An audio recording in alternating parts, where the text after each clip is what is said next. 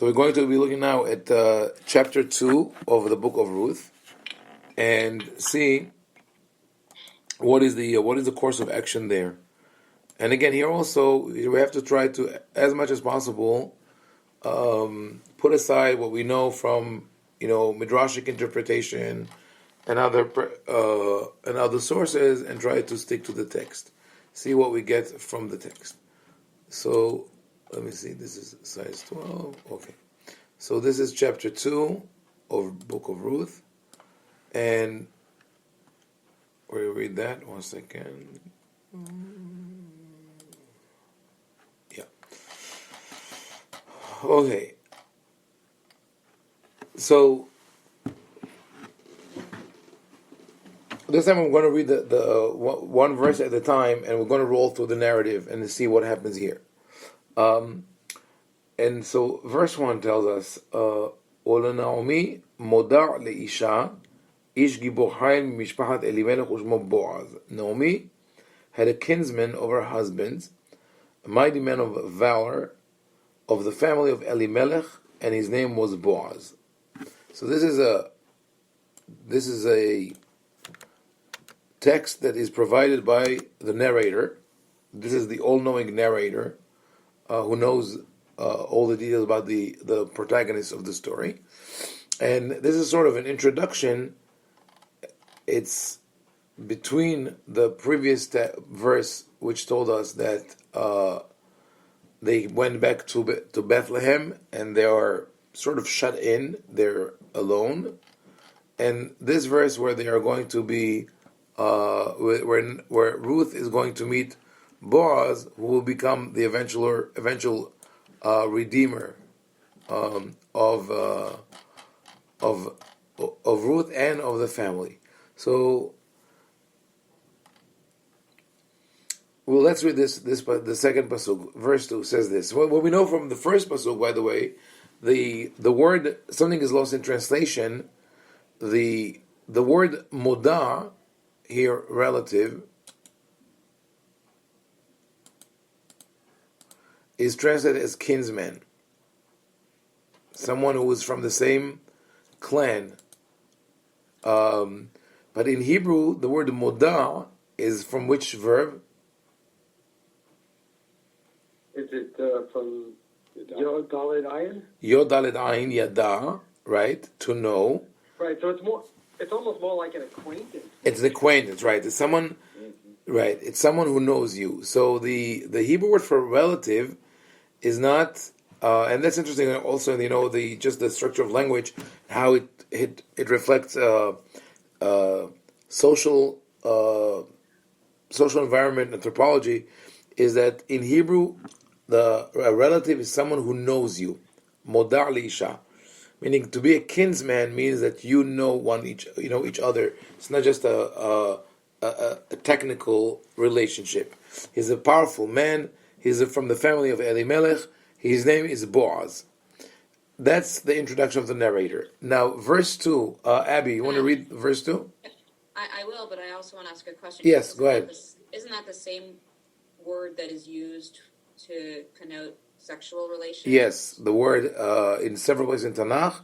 Ve'adam, first in Bereshit, ve'adam yada et Hava ishto. The sexual relations are called yedi'ah, knowledge. But then also, probably it's an insight into the idea of those relationships that they should not be just technical or carnal, but rather something more intimate and personal. Yes. So yeah, it functions on both levels of knowledge and physical connection. Okay, so what we find in verse 2, we could read it, the Moabite, yeah. And Ruth, the Moabitess, said unto Naomi, Let me now go to the field and glean among the ears of corn after him in whose sight I shall find favor. And she said unto her, Go, my daughter. Okay. Ruth, you remember the verbs that we dwelt on in this previous chapter? One of them was lalechet, right? To go. We had it here Vatelachna, they walked in verse 7, they walked to go to the place. Naomi tells them, go back, right? Go, return. And then again in verse 12, return, go. Ruth says, wherever you go, I'll go. In verse 18, she's really trying to go with her. They go together. And then finally in verse 21, Naomi says, I went out full. So this verb appears at least 7 times in the first chapter. And here again, Ruth speaks to Naomi, and she says, let me go. And Naomi answers, yeah, you could go. Lechibiti. So what happens next? Let's read the next pasuk.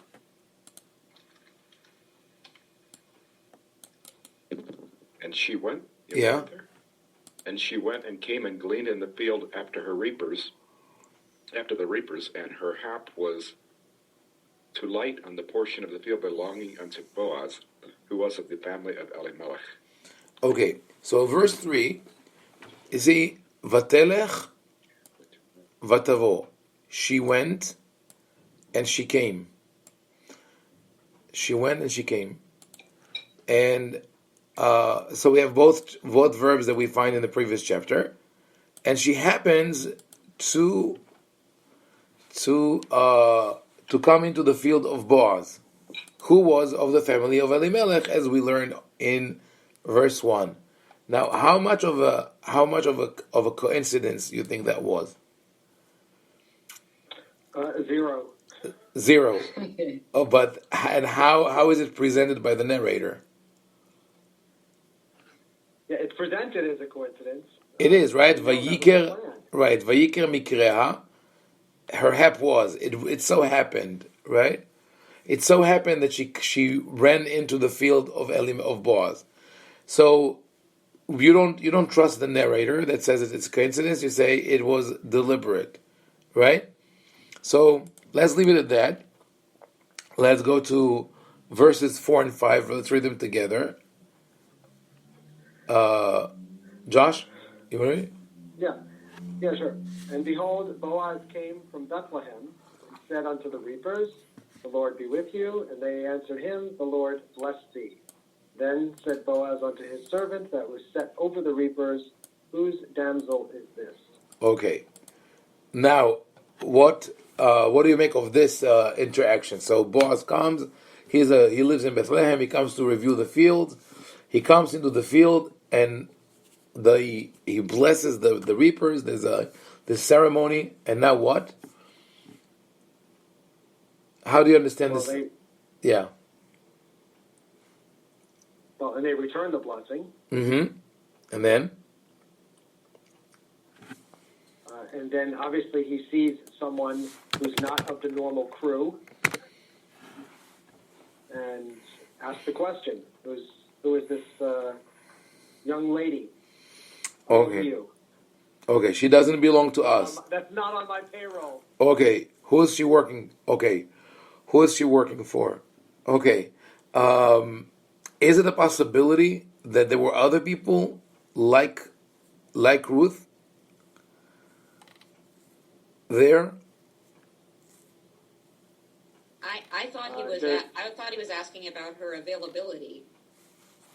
It seems like his okay. So you're asking. So Josh understand Lemi. Who does she belong to? Right, Lemi. That's a possessive.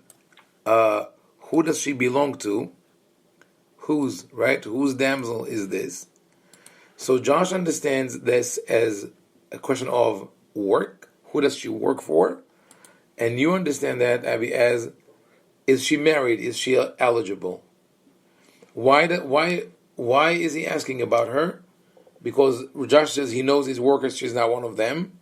And Abby, does she look? He likes what he sees. Okay, she's beautiful. She's attractive. Okay, does she look different than the other workers? Does she stand out?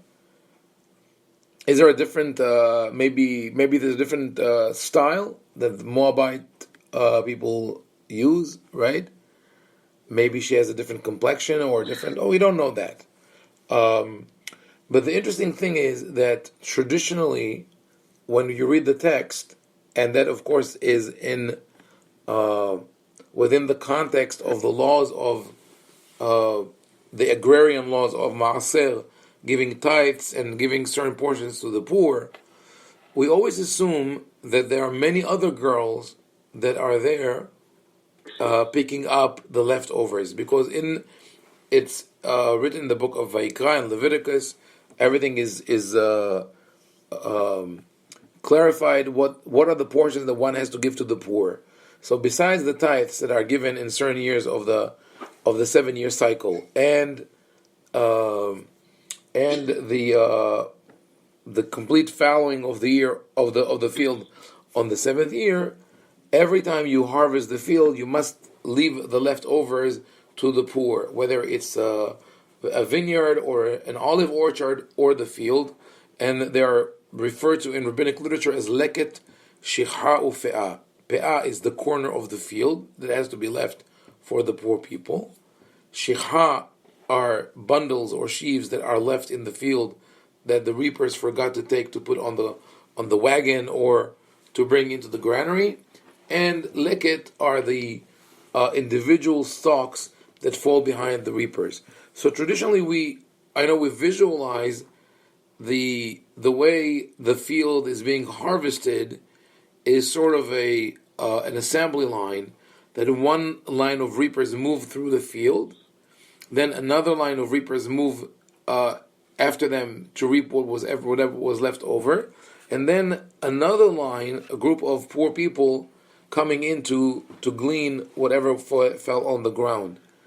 But as we'll see through the chapter, there's no indication that there were any foreigners or any poor people in the field.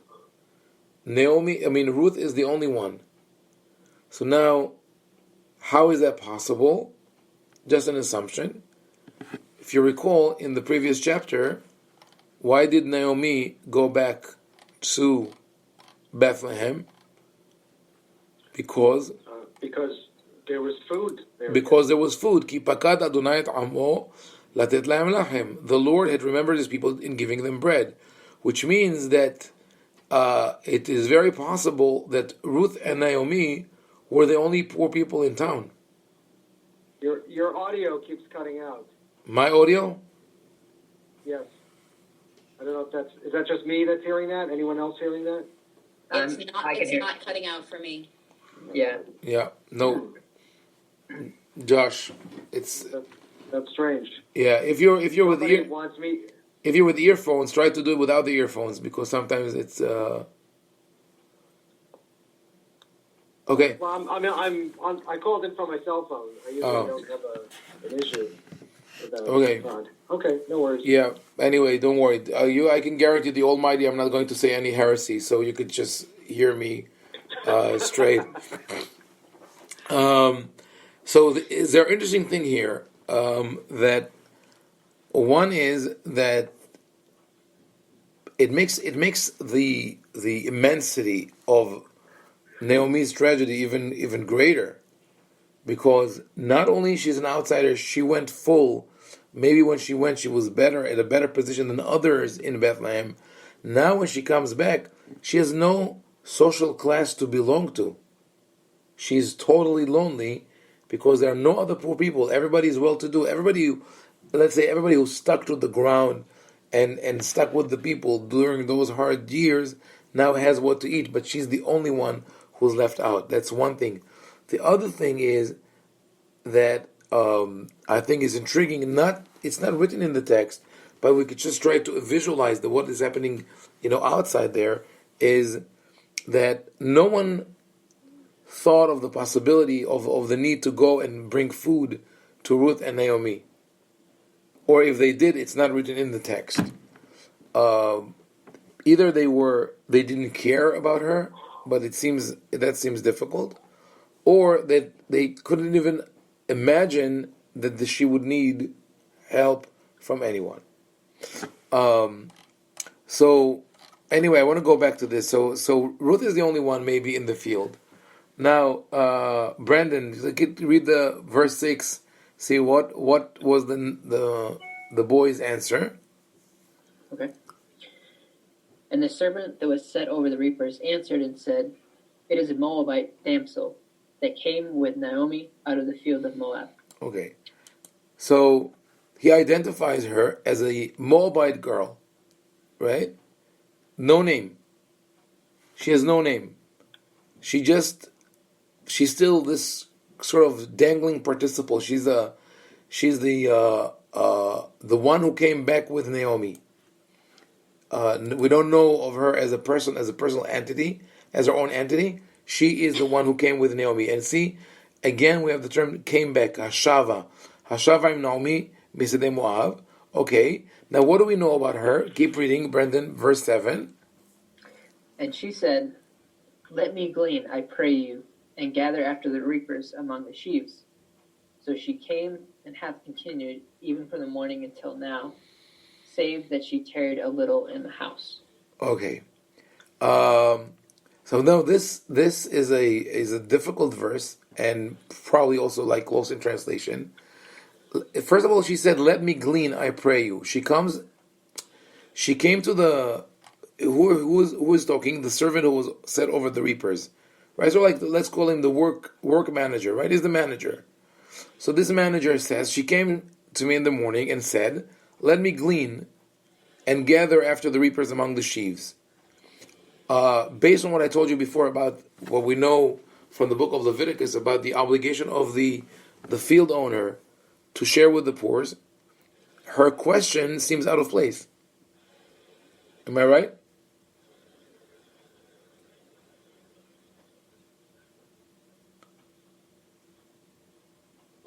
Wait, whose question seems out of place? Ruth, when Ruth came to the manager in the morning and said, "Can I glean after the reapers?" Well, would it be assumed that Ruth would know of the custom, that it's customary to leave it for the poor?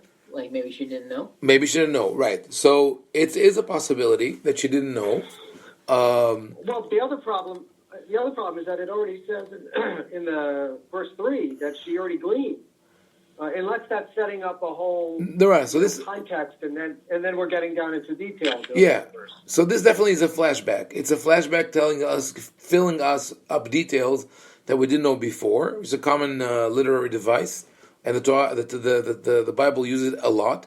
But like Brandon says, maybe she was not aware of the custom. But already in the beginning, in verse 2, she says, "Let me go and glean among the ears of corn after him in whose sight I shall find favor." So, according to the Bible, according to the Torah, you don't need the favor of the owner of the field because everybody's obligated to give. So maybe she's not familiar with the practice. It could be that even though people were commanded to give, not everyone had the same attitude, which is, I think, if we think of people, the way people give today, things that they must give, including taxes, you know that not everybody acts in this with the same attitude. But a third a possibility is, and we'll go back to it, but like we mentioned before, that maybe her visit in Boaz's field is not coincidental, right? So her question also is deliberate because she wants to make herself known.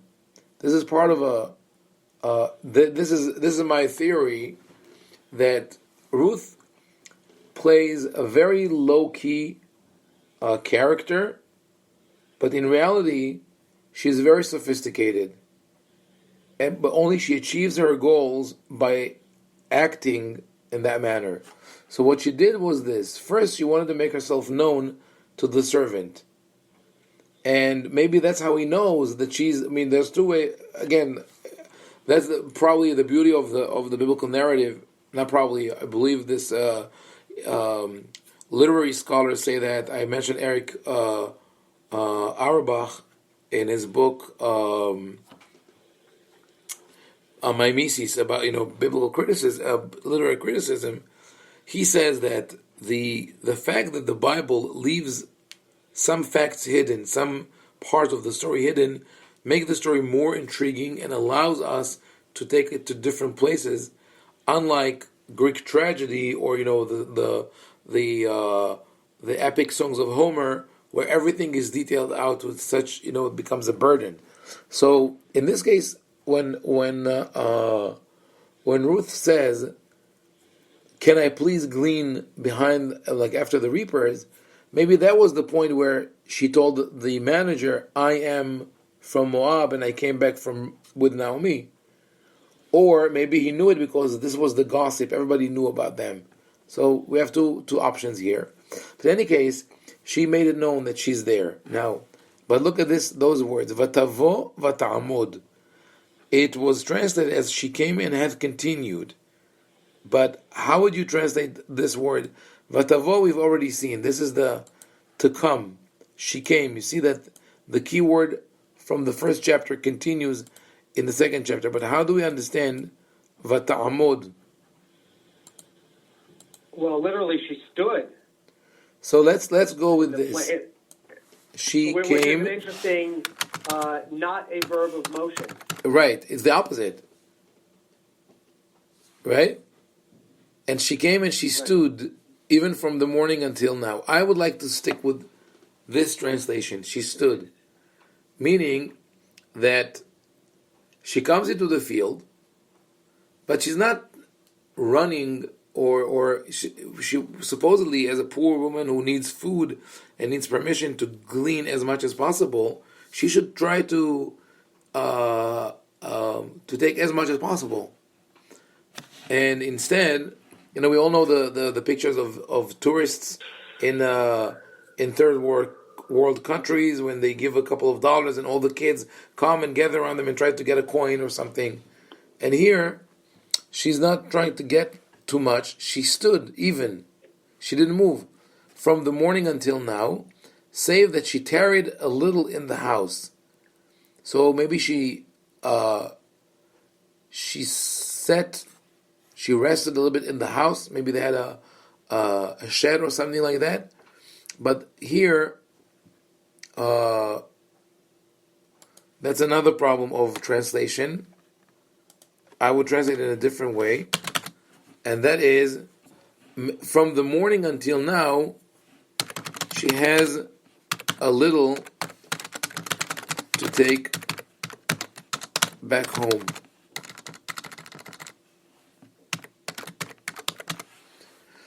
Meaning, she didn't. It fits the Hebrew language. I know it sounds strange if you don't understand the Hebrew. How could it be so different? But that is because the Hebrew is so compact. So the word shivta could be lashevet, to dwell, and habayit is the house, so to dwell in the house. But it could also mean shivta from lehashiv, to bring back. So shivta habayit, what she could bring back home to her house, is very little. Now, if this is the interpretation, she has a little to take back home. First of all, what we gain is that this key verb, which we've seen in the first chapter, sorry, this is the... No. Okay. This Hebrew verb, to go back, is back here with us. Remember from chapter 1, we saw it all over. Vatashov, she went back in verse 6. Verse 7, to return. Verse 10, we will return with you. Verse 11, return my daughters. Verse 12, return my daughters. Verse 15, your sister-in-law has gone back. Go back with her. And finally, Naomi, in verse 22, Naomi returned, who returned out of the field of Moab. So this is a key word in the first chapter, and now it appears again in the second chapter. And it's interesting because we have Vatelech Vatavo, she went and came, in verse 3, and in verse 7, she came and stood. She stood still. And she only collected a little bit. Now, this whether she was with other poor girls or poor people, or she was on her own, what does she achieve by behaving in that manner? Can I ask a question? Yes. Could ta'amod also have a connotation of like establishing herself, or is that not? It could be. It could be. But ta'amod, yeah. To stand still in one place, the word amud, pillar, which is the is the basis or the foundation of the house, and in many places in Tanakh, amud imi, stay with me, is to be steadfast. So this is a possibility. But it's interesting that with all the verbs of motion that we had before, here is she's standing. So actually, I agree with that. That in terms of she's sort of like what do you call, like lowering an anchor. She's connecting herself to this specific field. But what does she gain by that type of behavior of not gleaning and not getting picking a lot of wheat or barley? I think there's a couple of things, potentially. One is that she gets, certainly in a field where there's a lot of motion going on, by her standing still, she would garner a lot of attention. Yes. In other words, she not only does she stood, she stands out. Right? Yes. She stands out. Yes. Okay. Also, I think there's a degree of humility as well in not, taking a lot, even right. though that's the law. There's an emphasis on na'at, where the servant tells Boaz she's only taking a little back home, and that's right. building a reputation of humility, I think. Right. So that could be also deliberate. So now you and Abby agree on that there's something here. She's establishing herself in the field. She's connecting to, first of all, she connects to a place. Even though it's a sadeh, it's an open field, she connects to a place. That is in stark contradiction to what happened in the previous chapter, where she's floating between places, on the road. Now she's connected to this field. The idea of, she definitely attracts attention because she's the only one standing still in a sea of motion. If you want to visualize this, remember that if you ever saw the first daguerreotype, the first picture that was taken needed an exposure of about 10 minutes. So they took, in the 1800s, they took a picture, the person took a picture of a busy street in France. But the only one that you could see in the picture is a man standing at a shoe polish stand, because he stood there long enough for his image to be burnt into the chemical daguerreotype, right? So that's the same thing. It's just like to visualize that the motion, people moving, but there's one person who's standing still, so she attracts the attention of the manager, and he looks at her and he sees that she gleans very little. So she's humble, she's not greedy, but maybe even that is deliberate. She wants to make a statement. I'm a humble person. I'm not after your riches or anything like that. So now let's see what happens as a result. Let's go back to Abby for verses 8 and 9 and see what happens then. Here. Let thine eyes be on the field. Verse 8 first. Oh, 8, sorry. Yeah. Then said Boaz unto Ruth, Hearest thou not, my daughter? Go not to glean in another field, neither pass from hence, but abide here fast by my maidens. Let thine eyes be on the field that they do reap, and go thou after them. Have I not charged the young men that they shall not touch thee? And when thou art athirst, go unto the vessels, and drink of that which the young men have drawn. Okay. What happens here? Verses 8 and 9, Boaz now comes and talks to Ruth. First of all, before we even speaks to her, right? Again, try to visualize the field. There's a certain status, right, that Boaz has. He's the owner. He's of a different social class. He talks to the manager. more personally. He talks to the reapers from above. It's like giving them the blessing. And now he goes through the field to Ruth. And so breaking ranks in terms of the right social stratification. Now what happens in this conversation? How do you see it? What do you feel is happening within, in Boaz's mind? Well, I didn't understand the question, hearest thou not, my daughter? It's Because who? no, Like, you're what right. does It's she mean not. she's not hearing. I was wondering if maybe what the. Let me translate like that. Please hear me. Okay. That's a better translation. Okay. It's a statement. Please hear me, my daughter. Also here instead of have I not, we will translate I have, and it's a statement. Just in the Hebrew, hello could be understood in two ways. Mm-hmm. So, well, yeah, because it's a question particle. yeah, I have charged the young man that they shall not touch thee. Now he says, please hear me, my daughter, right? Mm-hmm. So, what?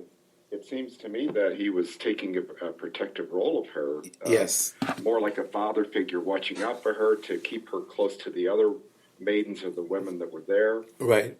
Looking out for her best interest. Right. And so the word BT is very important, right? My daughter.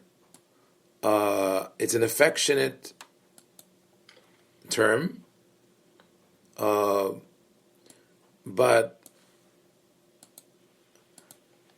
and it ties into this. Naomi modali isha. Naomi had a kinsman, meaning he's establishing some kind of a closeness of relationship, even without knowing that she is somehow related to him, or maybe he knows that that they are through Naomi. But I also will tell you that in English, and it's definitely in America, that it's not a common term, but actually, when you older men talk to younger boys, they would use the term son, right? This would be, how are you doing, son? Even though you're not my son, you will say that. But not so common with a girl. Am I right? But in Arabic, at least in my parents' Arabic, that is Baghdadi, right? This is a very common term for, even when you talk, someone who's in his 60s could say to someone who's in his 40s, Ibni or Binti, my son, my daughter. I think it could be, the reason could be as prosaic as it's a shorter term, Ibni, my son, two syllables, or son in English, one syllable, where daughter is a longer word, so it's not, you don't feel comfortable saying it as an affectionate term. Could be other reasons, but in any case, Boaz establishes a very close connection with her, protective father figure, even a relative, and he says very emphatically, "Please hear me, my daughter." Maybe she is taken aback when he comes to her and says, "Don't worry, please listen to me." Maybe she pretended even to be threatened by him, and he tries to right away establish that everything is okay. But he uses the word, again, we find our keyword, telchi. Please do not go to glean in another field. Why does you have to ask her that? He says, this is your place. Now, did she want that? Probably yes. So she got exactly what she wanted already from the beginning, just by, like Abby mentioned before, Vatavo Vata'amot, she came and stood, and she established her place. Now, Boaz buys into that, and he says, don't go and glean in another place. And do not pass from here. Don't go. It could be a repetition, or he says, remain with this group within the field. This is where you should be. It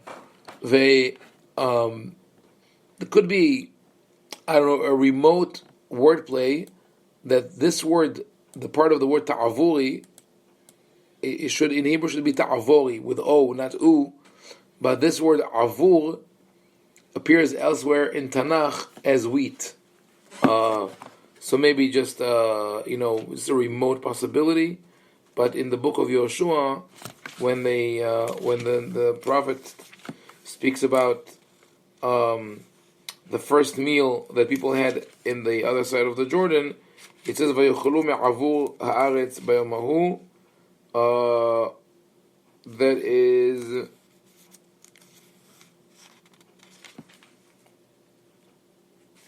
It's in chapter 5, verse 11 of Yehoshua. But that's just an assumption. That's a theory. I don't know if it's true. But let me look at this term. V'choti d'bakin im na'arotai.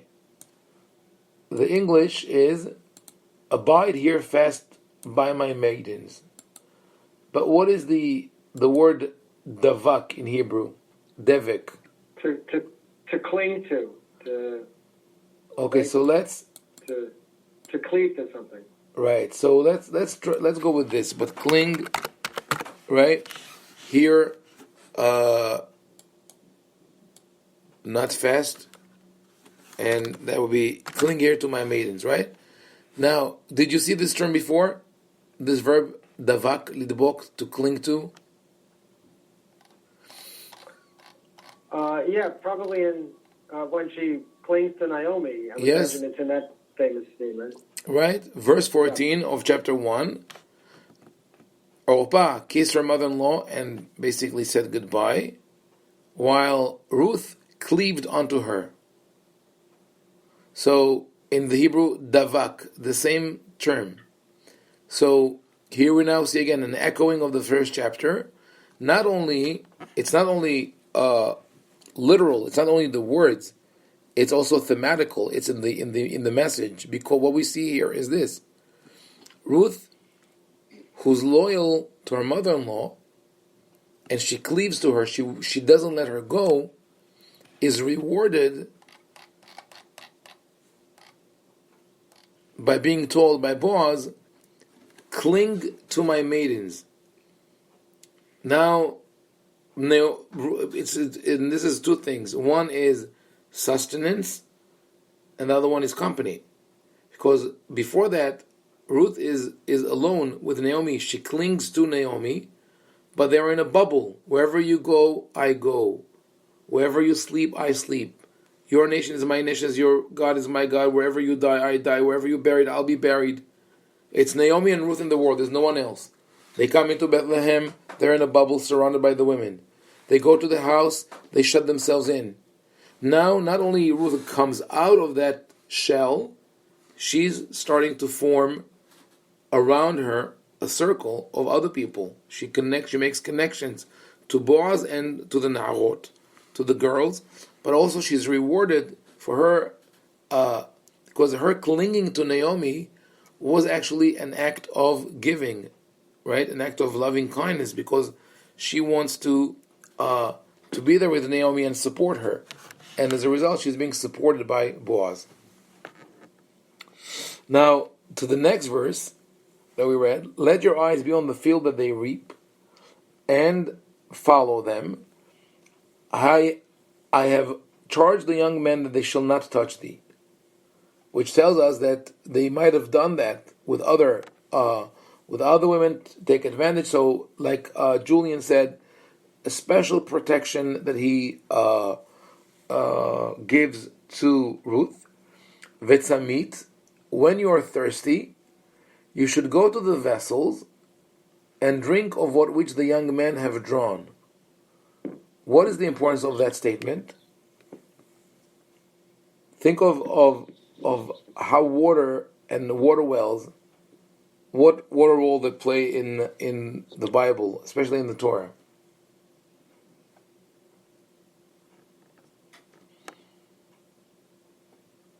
Think about it like, okay, let's say in the office, right? You have your own... What? The women gather at the well. The women gather at the well, but he says go to the vessels. They already drew in vessels and they have it somewhere. So let's when we think about, like, say, the office environment, people have, there's a coffee machine, and people bring their own creamers and milk bottles and put it in the fridge. It happens to my wife a lot in school, so I know that. And some people come and just, take away your milk. You're not happy with that, right? So there's an idea of of ownership, and when it comes to water, even more so in ancient times, because drawing water was hard work. So it was a sort of to each his own. There's a fraternity. The boys, the young men maybe draw the water, and they are the only one who are allowed to use it. Anyone else who wants to use water has to bring his own or her own water. Remember what happened with Yaakov and Rachel, Jacob and Rachel. He is the one who rolls the stone out and gives water to the flocks.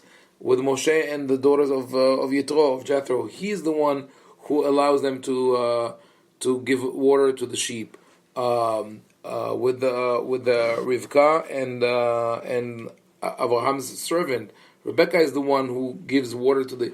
This is on one hand, the one who owns the water owns the field, runs the operation, shows ownership.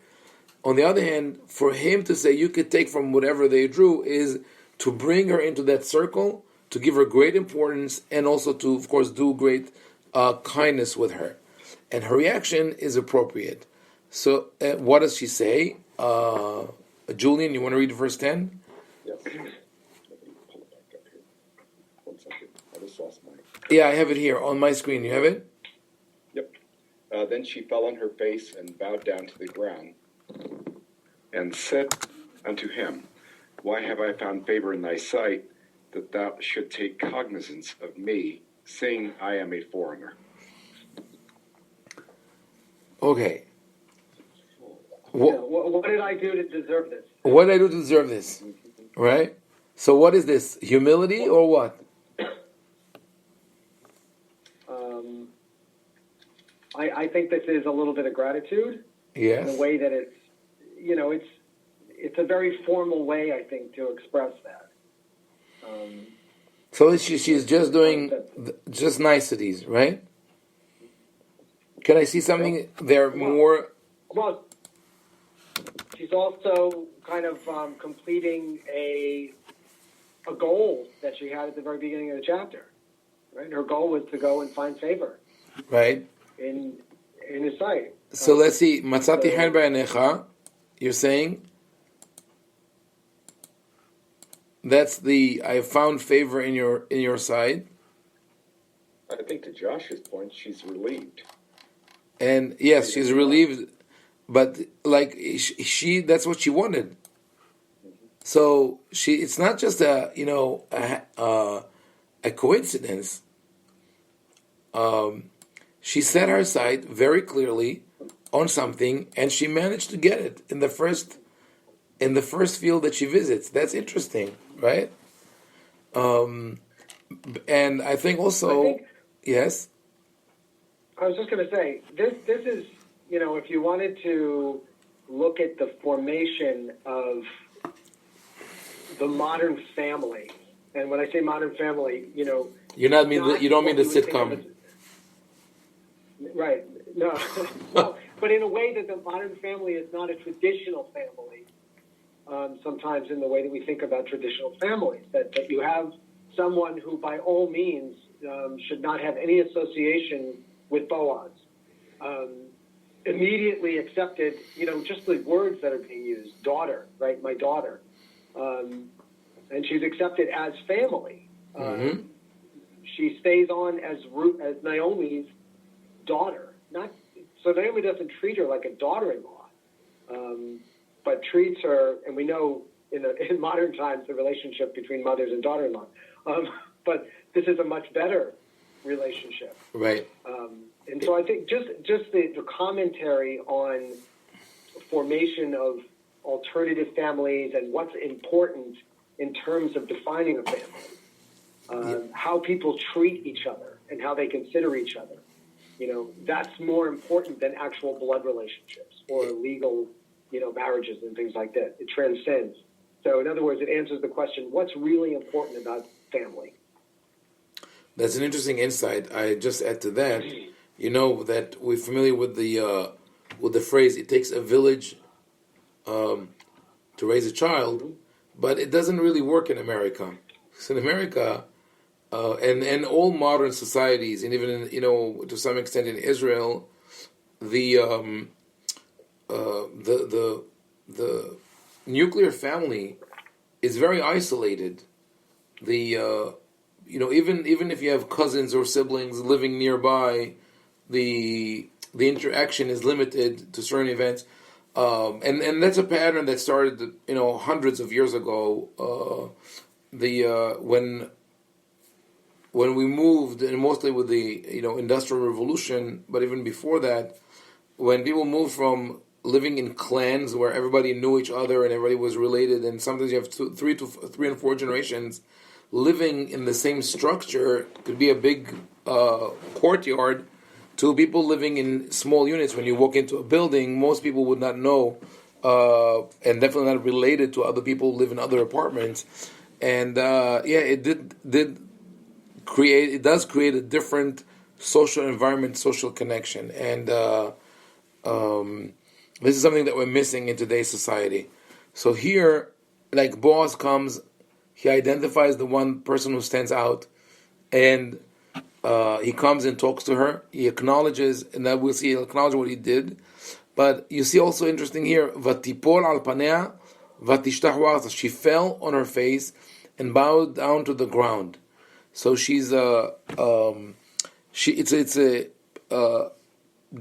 dramatically opposed to what she did before. She was standing still. Now she falls down as a sort of a statement of her status. She says, "I'm nothing. I'm a lowly person." Madua matzati haim b'neicha. So the why have I found favor in your sight could be understood here, I think, in two ways. One is the formality, the nicety.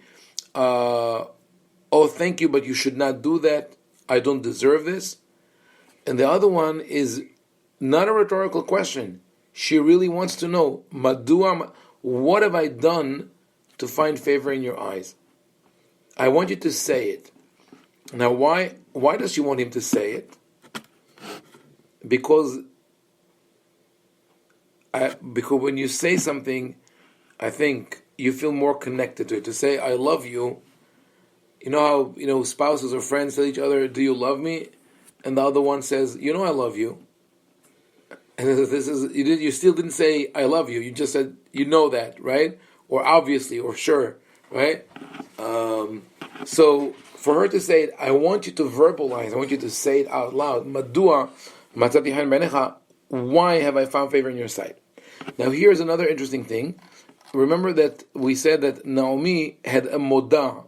The word moda is from the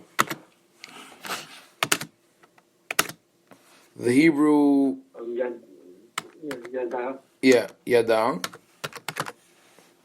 Now, the word makir and nochri both come from the Hebrew nikar, to know each other. So nochri is a foreigner, is someone that you don't know. Lehakir is to know someone, is to it is common. We have several examples in Hebrew where both opposed meanings come from the same verb. It depends on which binyan, which structure they are. So she says, now I became known to you, even though I was unknown to you. And this ties back to the first verse where it says that Naomi modalisha.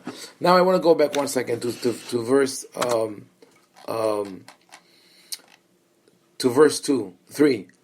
ותלך ותבוא ותלקט בשדה אחרי הקוצרים, ויקר מקרא חלקת השדה לבועז אשר ממשפחת אלימלך. She went and came and gleaned in the field after the reapers, and her hap was to light on the portion of the field belonging unto Boaz, who was of the family of Elimelech.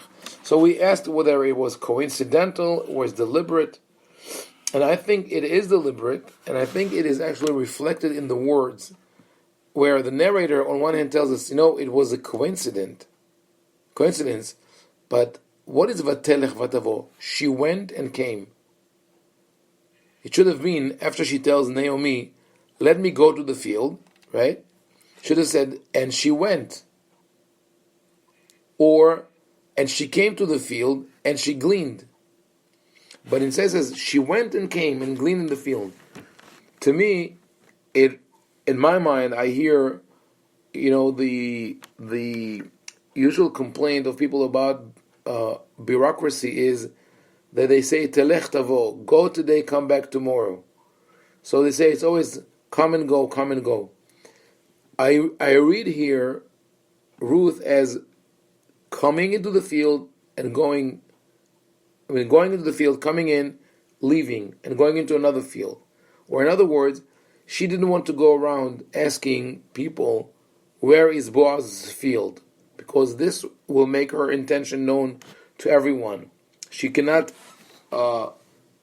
paint it as a coincidence when she runs into him. So maybe I'm just imagining here, but I see her walking into a field, just any field. Remember, they didn't have signs, big signs, Boaz Farms, Marciau Farms, etc. Come pick strawberries and blueberries. It's just, there's a field, people knew the boundaries. So she comes in and she starts gleaning, and she whispers to the people next to her, whose field is this? She hears the name, she says, okay, thank you so much. After a couple more stalks, she leaves, she goes to another field.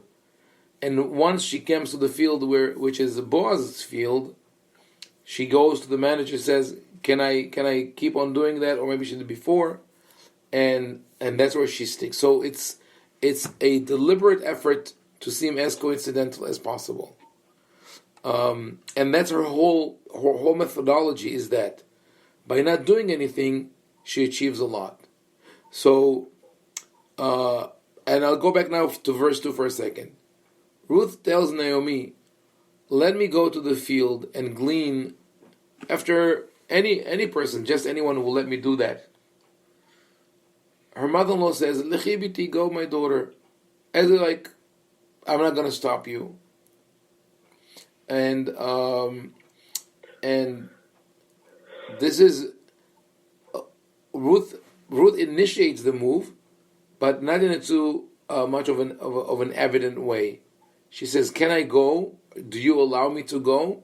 She says, yes, you should go. Fine. So servant Naomi is involved. She goes and she happens on Boaz's field. She made sure that she will be noticed.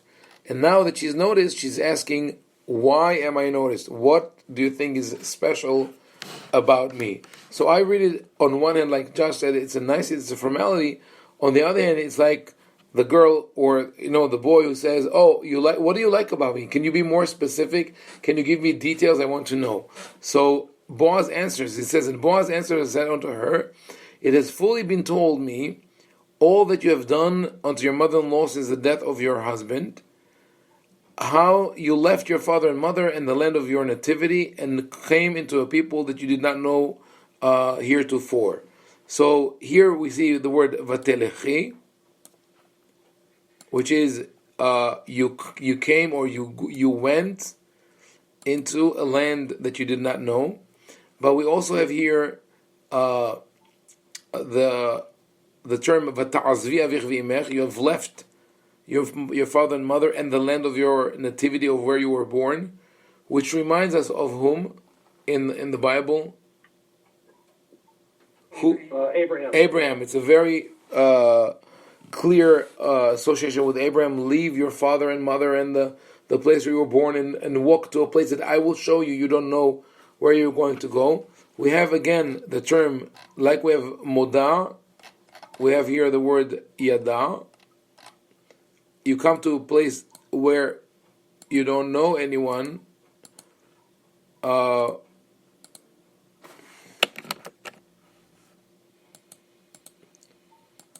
And now you're going to be familiar with people.